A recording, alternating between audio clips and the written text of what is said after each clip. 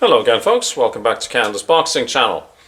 So, there's a few journalists, or writers, I guess, that I like to follow. Dan Rafael is one, Thomas Hauser's another, and Britain's Steve Bunce. So I usually, whenever I see their byline, I pay attention. Well, Dan Rafael gave an interview to Pro Boxing Fans YouTube channel, a very large channel, and he was speaking about the upcoming Chris Eubank Jr. Connor Benn fight.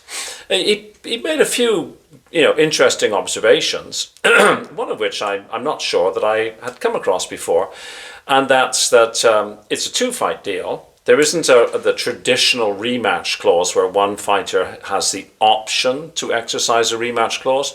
This is a two-fight deal, which is, as Dan Rafael said, very similar to the situation that existed with Tyson Fury and Alexander Usyk. Win, lose or draw, you get to run it back a second time. So I don't I don't think I knew that. If I did, I've forgotten it. This is one of the downsides of aging, is that you forget things, or you get lost in a train of thought, which occasionally happens to me. Anyhow, the other thing that he said, which was interesting, is that he didn't think that Connor Benn would, if he was the winner, would be a suitable future opponent for Canelo. He said that Connor Benn, who was essentially a welterweight, would fight these couple of fights with Eubank at middleweight. He didn't think that he could move up to fight one of the best fighters in the world, because apparently Turkey has said that that he wants the winner. Though in a two-fight deal, I'm not sure. Supposing it's 1-1, what do you do then? Anyhow, he said he wants the winner to ultimately fight Canelo. And I mentioned yesterday that I thought Canelo fighting either of Benn or Eubank would be a bit of a mismatch. I mean, I suppose Eubank has more experience at the top level and has, certainly competed at that weight before. I wouldn't give either fighter much of a chance against Canelo. But Dan Rafael was saying that he thought that maybe Eubank was, a more reasonable opponent, but he definitely poured cold water on the concept of Connor Benn fighting Canelo. He spoke about the rehydration clause as well, which was also, excuse me please, it's also something that I've done a video on when I first few videos, I suppose, when this channel sort of started, about rehydration clauses. And of course, as we now know, with the rehydration clause with respect to Eubank and Benn, is that Chris Eubank cannot weigh any more than 10 pounds. I think it's 10 pounds, not 12. Though, please, if I've gotten that wrong, correct me in the comments section. You can't gain any more than 10 pounds the following day. So the maximum that Chris Eubank Jr. can weigh on the morning of the day of the fight is 170 pounds. There's been a lot of people speaking about the rehydration clauses, and one of the things, Carl Frampton actually made an interesting comment about this, is apparently when you boil yourself down to lose weight, you lose all the moisture, all the water weight.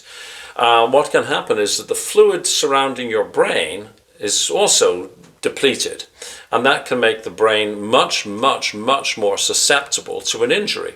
I have no medical training whatsoever, but I would imagine it means that the brain is sort of more likely to bounce around, the inside of the skull. It's apparently very, very dangerous, and they do say that McLennan suffered from that in his fight with Nigel Benn, Connor Benn's father. And other people, in fact, most notably Chris Eubank Sr., has spoken out against the restrictions of the rehydration clause. And what Dan Rafael said is that sometimes a fighter, will maybe ignore, those are my words, not his, the rehydration clause and pay a pre-arranged fine. So if you're allowed to gain no more than 10 pounds and you come in at 11, that extra pound is penalized. Well, what I found interesting is that according to Dan Rafael, it's $500,000 per pound that Chris Eubank Jr. would have to forfeit by way of a prearranged fine should he not meet the terms of the rematch of the rehydration clause. Now, I'm not sure if that's $500,000 per pound or portion thereof, or whether it is $500,000 per pound. Because if it's per portion thereof, you know, he could gain, say, 2 pounds and just maybe an ounce under, so 16 ounces in a pound. So he could gain 1 pound 15 ounces and still pay $500,000? Or is it per portion thereof, in which case it would be, for 1 pound 15 ounces, it would be $1 million. Regardless, it seems quite steep, though I mean, I believe that they are getting, you know, $10 million each, maybe. They're certainly getting a lot of money. And $500,000 sounds extreme to me, but of course, if you're very, very rich, it's less extreme. You know, were we ever to see Elon Musk in a boxing match, you know, $500,000 per pound? Well, you know, I'll buy a stone's worth kind of thing to start, as it were. But anyways, it was an interesting thing. It seems that it's, you know, designed to be a deterrent to Eubank ignoring the provisions of the rehydration clause and coming in at a weight that is more suited for him. I mean, as you know from the get-go, I have thought of this as sort of a gimmicky fight, and I do hope that Eubank doesn't sort of boil himself down to some sort of almost like anorexic-like weight, where he then jeopardizes his health. And likewise, I mean, I don't want to see him coming in, you know, massively bigger than Connor Benn and jeopardizing Connor Benn's health. I'd like this to be a good fight. I mean, I am favoring Chris Eubank Jr. Both, like, from a fan's perspective, I would prefer him to win, but I'm also favoring him, I think, to win as a, you know, more objectively, though this rehydration clause may have an effect, which, you know, clearly it's designed, I suppose, to sort of even the playing field.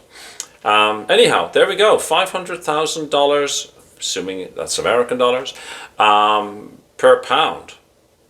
Certainly, it would deter me from gaining weight. Maybe that's what my wife should do with me, because I have been gaining weight and I'm getting a little bit of stick from her about it. But anyhow, there's no penalty as yet.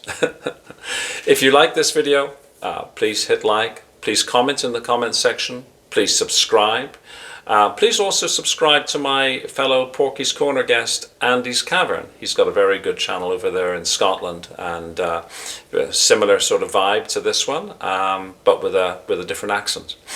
So there we go. I will see you on the next video. Have a fabulous day. Thanks very much for watching. Cheers.